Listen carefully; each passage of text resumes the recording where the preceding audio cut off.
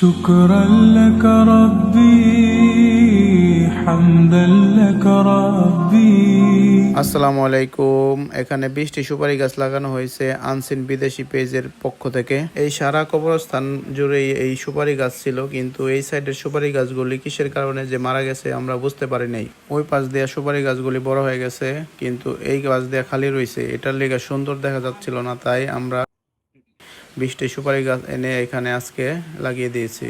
আর এই কবরস্থানে যত কিছু লাগে আমরা আশা করি সবাই মিলে একসাথে সাহায্য করব। এটা হচ্ছে আমাদের ধর্মস্বরবাসীর কবরস্থান। আমরা সবাই মিলে একসাথে এই কবরস্থানে কাজ করব ইনশাআল্লাহ।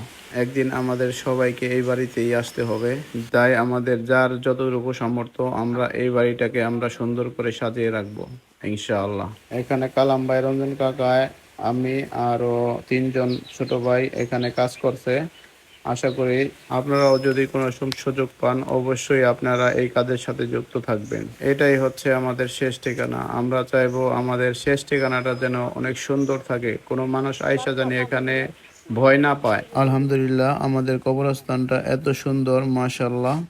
এখানে যদি রাত্রে আইসা কেউ বৈশা থাকে, কোনো ভয় পাওয়ার কোনো পরিস্থিতি নাই, কারণ এই কবরস্থানটা দেখতে অনেক সুন্দর। রাত্রেও এখানে চারপাশ দিয়ে লাইট জ্বলে। ভালো হয়েছে বৃষ্টি ঋতু লাগাইছেন না, পানি পুনি পায় আর পানি পুনি দিতে হবো না।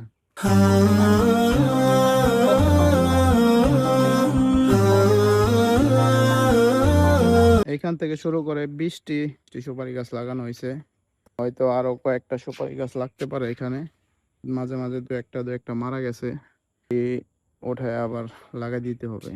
আমাদের কবরস্থানটা সম্পূর্ণ সুপারি গাছ দিয়ে ভরপুর থাকবে আর সুন্দর লাগবে।